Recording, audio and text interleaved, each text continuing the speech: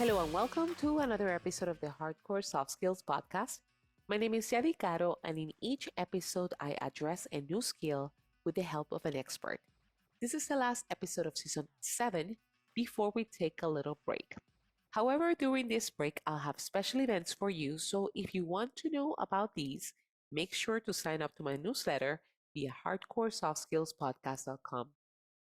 When we think about leaders, we think of those who have just the right answer to every situation, those who can move crowds, who can make or break a team. But what if we are looking at leadership the wrong way? Is a leader a creator of followers, or is a leader a person who creates other leaders? My guest today knows what it takes to lead others to become leaders. L. David Marquet is a retired U.S. Navy captain and the best-selling author of Turn the Ship Around and Leadership is Language. He was a commander of the submarine USS Santa Fe, and he turned a submarine from the worst in the fleet to the most successful by using a leader-leader model of leadership. He became captain of the submarine in 1999, and since his retirement, the submarine has continued to win awards. Since then, he has worked as a leadership expert and speaks to audiences globally. Let's listen.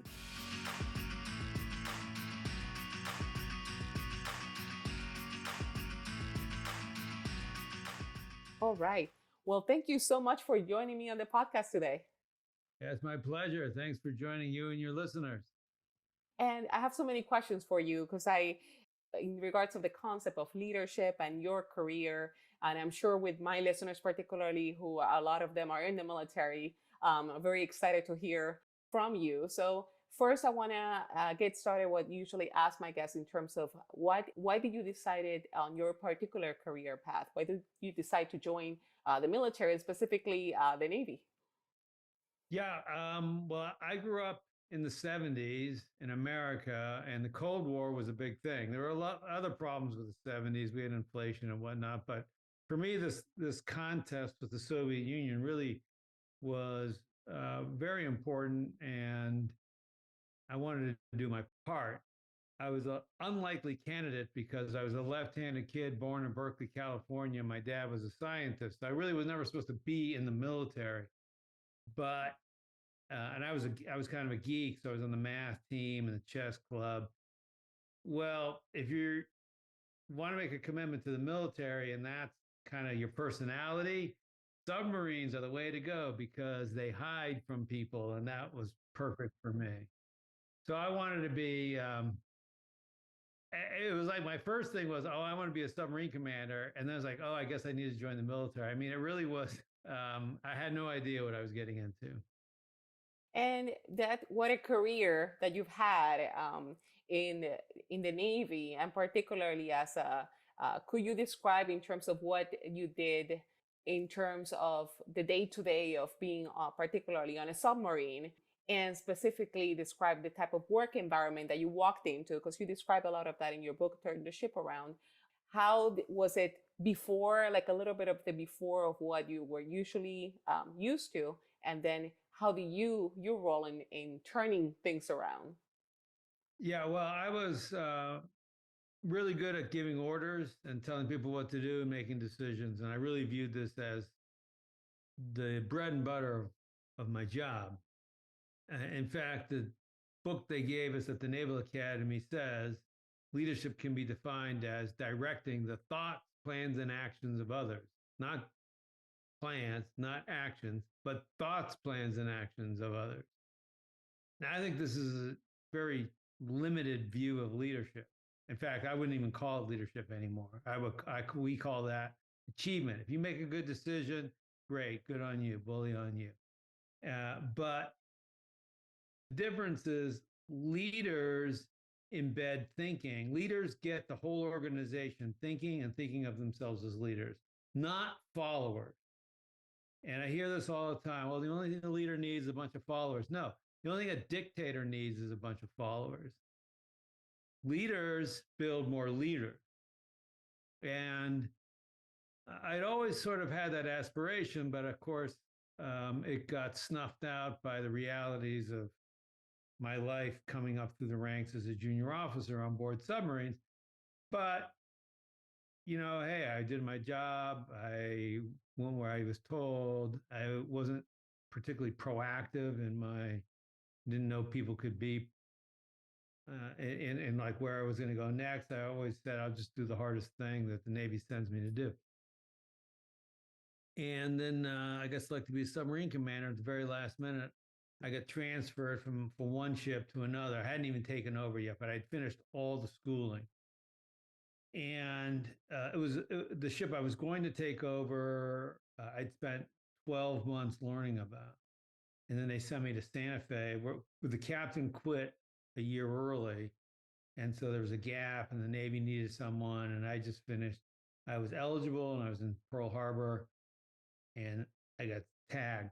But the Santa Fe was a different kind of ship, and the reactor plan was different. We had missile tubes, which I never had before, and not on the ship that I was supposed to go to. So all these things about the ship were different than what I knew. So in the past, I was always very comfortable in the fact that I would know the right answer and tell people what to do.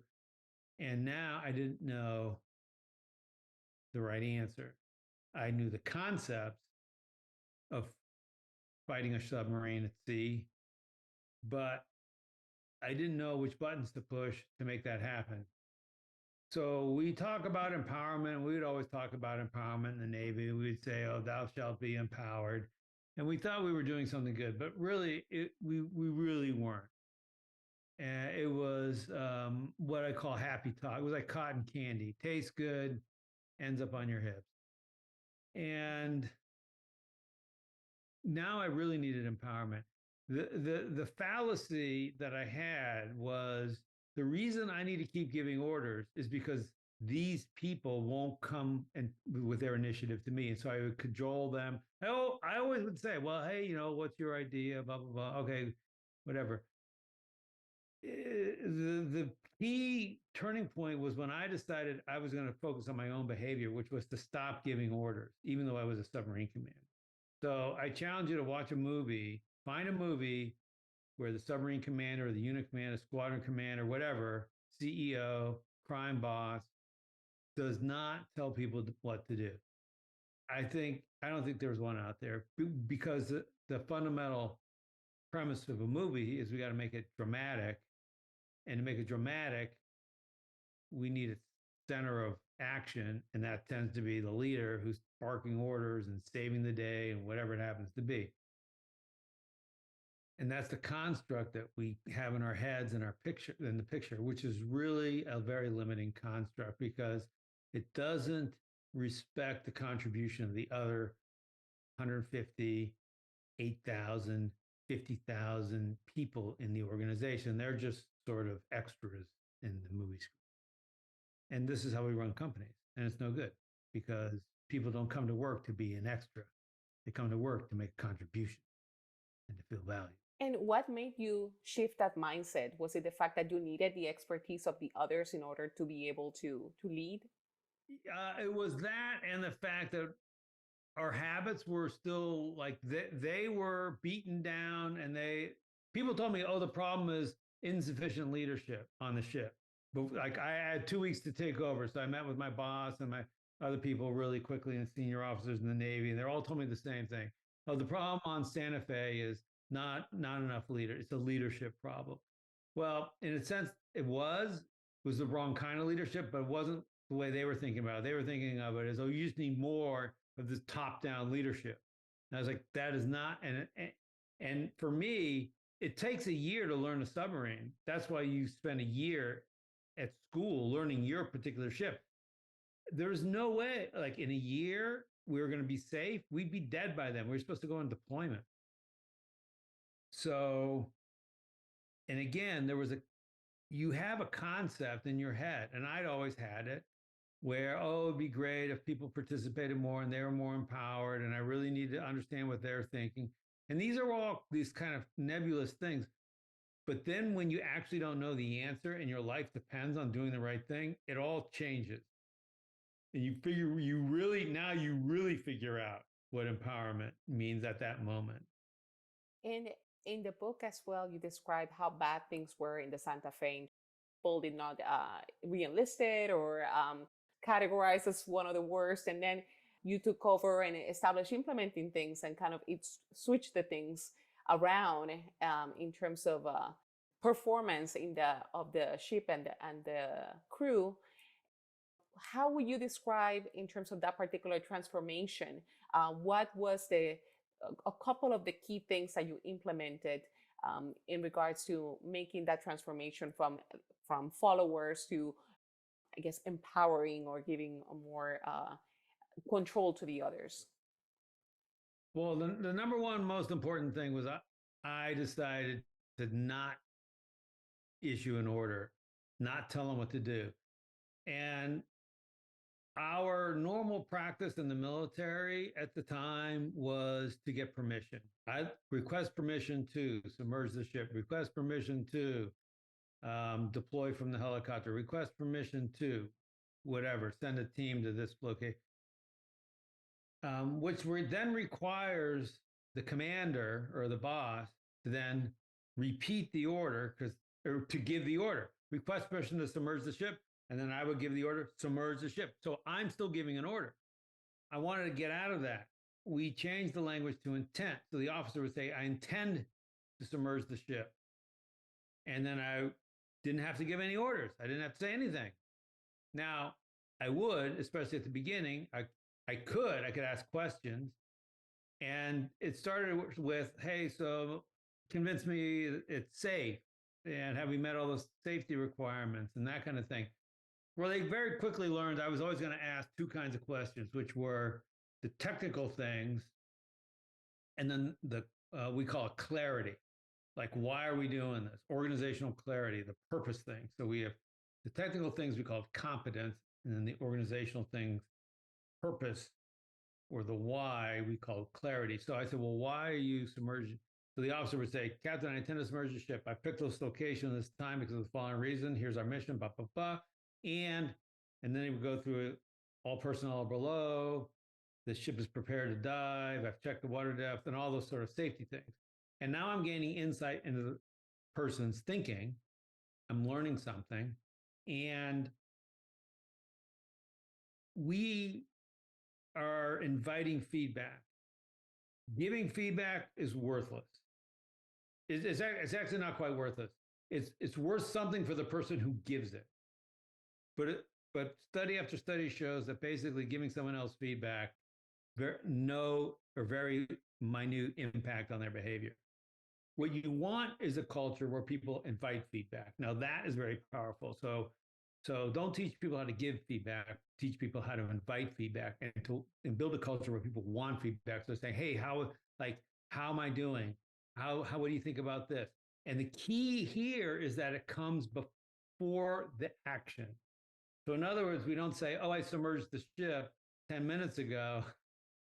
I hope it was in the right place, blah, blah, blah. That's not a good way to run a nuclear submarine or a company or anything. We would say, hey, in 10 minutes, I'm planning on submerging the ship. Everyone come, and they would expose their thinking. That was the phrase we used then. And so we all got smarter. We all got smarter quite quickly. And we left our egos behind. And it wasn't about, oh, let me prove that I'm so smart. It's like, no, I'm willing to show that I'm an idiot in order to get smarter. But we call this the don't be good, get better. It's like, I don't care how good you are. I mean, literally, I do not care. We would start lots of organizations do a retrospective and they waste the first 10 minutes trying to say, oh, well, everyone tried their best and blah, blah, blah. Like, I don't care. Of course you tried your best. Like, let's take that as a granted. Let's just see what we can do to get better. And so in organizations that are high trust and are moving quickly, you just go right on to how do we get better? Getting better should focus on the future. We learn from the past, but the actions are focused on the future. In other words, we don't say, hey, what should we have done? We would say something like, what do we wish the next team knows about this? You want to focus it on somebody else externally. You want to think like, I'm advising my best friend on how to do what I just did. What would I want them to know? because then again, all these tools are to decouple it from our own ego. We also never use people's names. We would say, oh, the officer of the deck should. We don't say Lieutenant Jones should or Lieutenant Jones made a decision. And so so I learned all these little tricks to get people's egos out of the way. So we were just really focused on learning and getting better and communicating in a way that made us all smarter and all able to ask each other questions. Another trick we had was to add a probability. So let's say you have a situation where, so I just learned about this today. In Spain, they just spent $275 million building rail cars which do not fit through the tunnels. So how does this happen? Well, we know because it happens at Boeing, it happened at Wells Fargo, it happens at Volkswagen, and it happens in the military, and it happens on my submarine. Is we have a command and control structure, and the leader gives an order, and then we say, someone might think, I mean, this is a knowable thing. It's not, I just look up specifications and I would know it. But maybe they're thinking, oh, these train cars are only going to go in the south of Spain. But then now I have a scheduling and logistics nightmare. But whatever, they rationalize not speaking up. They don't raise their hand and say, hey, Mr. Secretary of Transportation, are you really sure? How sure are you that you want train cars that can only use half the tracks in Spain? And so when people see a problem, if you give them permission to add a percentage, so the person says, pushes a button or just makes a comment in a meeting, hey, I'm not sure that Boeing 737 MAX is ready, that we should launch it as a product because we're going to kill people. And then you give probability. I'm only 5% sure that anyone's going to die in the next 2 years, but that's a big enough number that I'm going to raise it. And in the world where we don't add probabilities, I was a physics major, so quantum mechanics, which is all probabilistic, it's a probabilistic way of looking at reality. So that's kind of how I think. And in a world where we need binary certainty, and we ask binary questions, are you sure? Is it safe? Will it work? All bad questions. How safe is it? How sure are you? How likely is it to work? Ask the question in a way that invites a probability. And then some people say, oh, hey, I think we're about to shoot the cruise ship, not the Chinese destroyer. I'm 0.1% sure, but it just was important. Okay, great. So it turns out we stop, check it. You know what? We actually got the right target. Then we don't say the person's wrong because they weren't wrong. They said, yeah, it was 85%, 99.9% sure. Doesn't matter. So that's holding people back. And that's our job as leaders, is to think about the language and the structures and make them so that people can speak up. Well, what do I see instead? Oh, you need to man up, courage up, or get some steel, or you need to be vulnerable. Come on, tell us what you think. That's on you. Like, that's a totally wrong approach. You can only control your own behavior. Oh no, it's a lot of good information in terms of the power of language that you implement, and not necessarily just these measures and these tweaks that you talked about were pretty powerful. And I see a lot of that particular leadership in the military who I work with. Yeah, and it may be. Is there a lot of fear on appearing incompetent? What do you think that persists, and what can happen to help shift that mindset of a leader that doesn't want to seem incompetent in front of the team? I do. It's not maybe necessarily feeling.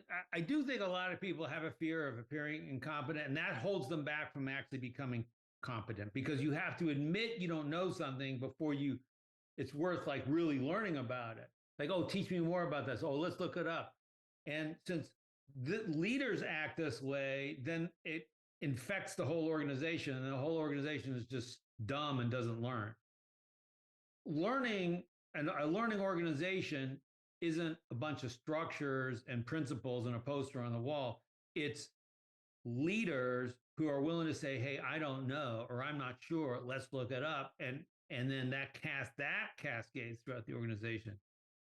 So I do think that holds us back. Now, I had a thing in my head. All I wanted to be was a submarine commander. So I had what I later called a care, don't care attitude.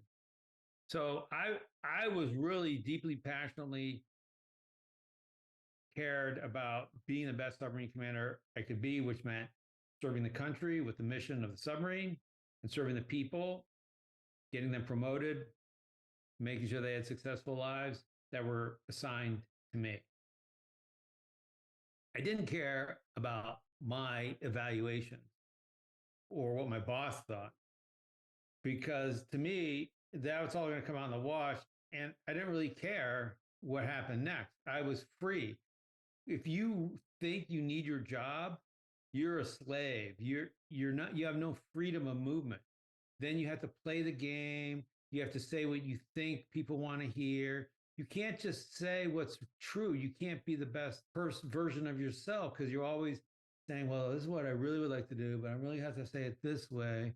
And I don't want to irritate these three people because they're going to be the keys to my future. And it's a terrible way to live your life, in my opinion. So when I do executive coaching, I have to spend 3 to 6 months basically just convincing this person. And all these people, they make a lot of money. We charge a lot. You got to be able to pay a lot. So these people make a lot of money. So we got to convince them that they don't need their job, that they'll be fine, that they've saved enough, or they'll get another job, or whatever it is. It's great you have your job. The other way to think about it is, I'll be fired. So one of the things he says is, imagine in 1 year you're going to be fired. You're not going to have your job. Maybe you're promoted, maybe you're fired, but you're in a different job. You have 1 year to embed everything you know in the team, as opposed to what we see happening right now, for example, at Disney, where we have to call Bob Iger back because he's the only person out of 80,000 people that can run Disney. Not even his handpicked successor seems to, could pass the test. And so they staged a palace coup, even though he's been there essentially since he was the president in 2000. And then 5 years later became CEO. So he's CEO. So he's been there running the place for 20 years. He hasn't trained a successor. What a dismal failure. But we think, oh, that's so great. That's the Jack Welch method. Everyone hinges on me. I am the only one who can make decisions. I'm the only one smart enough, blah, blah, blah. It's terrible. It's terrible leadership. Now imagine what's the morale in Disney and all the top ranks? We're all idiots. None of us can run the place. Only this one guy's been here for over 20 years. Well, there's no upward mobility. So then all the C-suite, they haven't moved in 20 years. So all the senior vice presidents, they haven't moved in 20 years. So no one's gone anywhere in 20 years. The kind of people stay in a place where you don't go anywhere in 20 years. People who are okay, not having any kind of increase in like the size of their life, they're going to have problems, my prediction. Yeah, it's and in the case that if we're not the leader and we are a part, not want to say the follower, but basically those people who are part of a team where the leader is that way, do we have some influence or ways that we can influence that particular leadership? How can we do that? Yeah, so you always have to remember it's about safety. Whether you're the leader trying to invite someone to make a decision or participate in a decision or speak up in a meeting, you need to help them feel safe. But when you go to your boss and you say, hey, you just told me to do this, I think that's stupid. Okay, you just made them not safe. You basically are challenging their authority. And oh, by the way, I did this like 50 times. I didn't say you're stupid, but I would come in and say, oh, I think there's a better way. In other words, I'm implying that you made a bad decision. And so when people wrap that up in terms of their ego, I am the decisions I make, and that defines my value as the job, it becomes very threatening.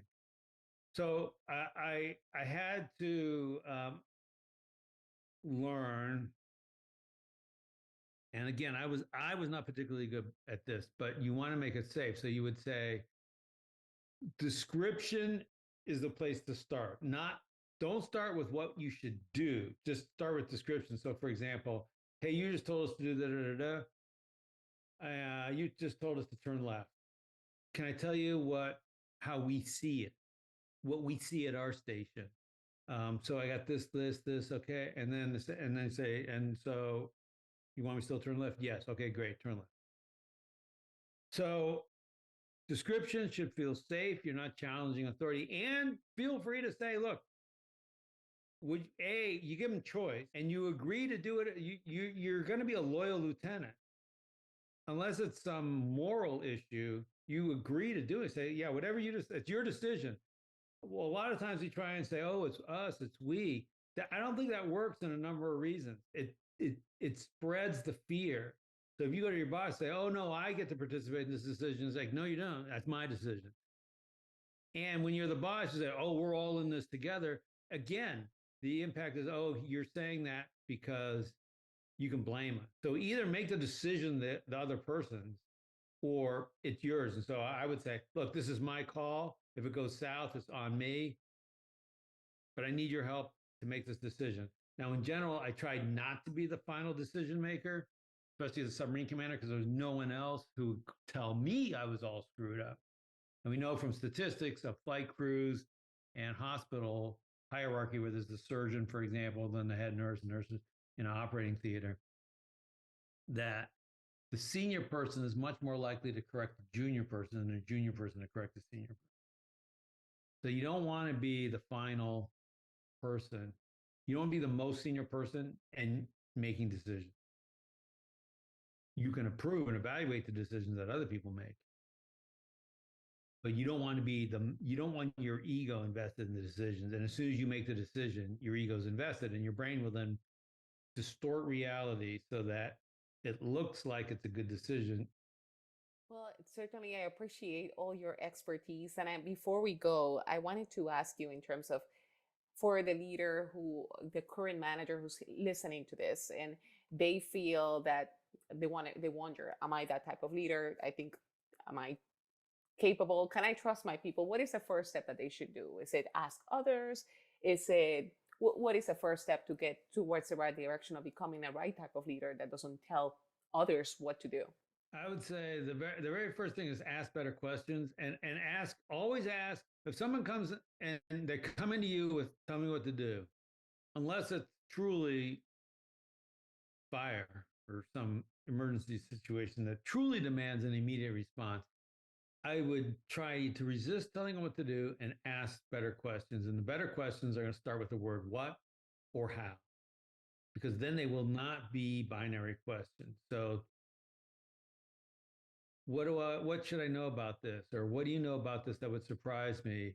Or tell me more about it. Or how confident are you in this? Again, all questions which will elicit a big, and then see if you can get them to say more words than you're saying back to them. So if you say, "Are you sure?" Yes. Score is 3-1. You're losing. Start small, practice, and here's the other thing: the next 10 times you go to a restaurant, see if you can get the server to choose your meal. When we talk about empowerment, again, no one ever did this to me. Every empowerment quote lesson I got was purely conceptual. It was just theory. That's not the way we do our training. Our training is practical because that's how you actually learn. You don't learn to be a better swimmer or a golfer by the theory of golfing. You do barely enough theory. Okay, hold the grip this way. Now go try, take 100 swings, see what happens. So this is what I want you to do. So when the server comes, I want you to get to the point where you say, hey, you choose. And I don't even want to know what it is until it comes on and you put it in front of me. There's going to be a lot of repercussions from that. And I could talk about all the things I've learned, but it doesn't really matter. If you start practicing this, you'll feel what I feel as a submarine commander, and you'll go through all the things, you'll learn everything. And then when you go to work, you'll know the right feelings. You know when it was too much, too broad, you know when it's too narrow, and you know when it's just about right. And then you practice winning. I don't care whether the win is big, or the win is little, or the win is minute. Just practice winning. For example, so I started trying to do pull-ups again. So I belong to the Y, and I showed up at I swim there with the masters group. So after swimming, I went to the pull-up bar. I could barely hang on the bar. My hand grip has atrophied, and I could barely hang on the bar. So I just said, okay, fine. So I'm going to hang on the bar, and I set my timer to 30 seconds. I'm see if I can hang here for 30 seconds, and then can I do 30 seconds, and then can I do 30 seconds with 30 seconds? Anyway, it's not about going in there and trying to rip off 10 pull-ups and then hurting my shoulder, which is what will happen to me, even if I could. It's winning. Okay, I'm going to win. I'm going to hang. I'm going to win. I'm hanging. Okay, now I'm hanging twice as long. Now I'm hanging 3 minutes. Now, okay, now I can do a pull-up. Okay, I can hang and do a pull-up. What? So win, win, win. Just win. Practice winning, and winning will build. It will build a habit. It will build a lifestyle of winning. Winning being doing what you are trying to achieve. Well, that's pretty powerful. Thank you so much for sharing your knowledge with us and for your service to the country as well. What's the best way for people to reach out to you if they have any questions?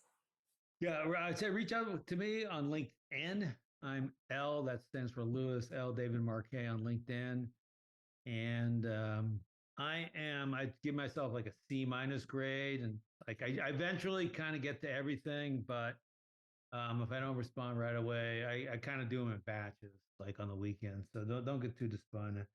There's also we have a YouTube channel called Leadership Nudges. Thank you so much. And we'll have it here on the show notes as well. Thank you so much again for your time today. Thank you.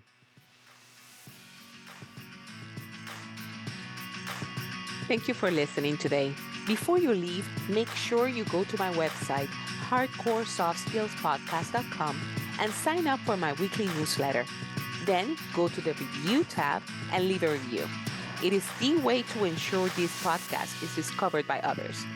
Remember that by learning soft skills, you make your hard skills work for you. See you next time.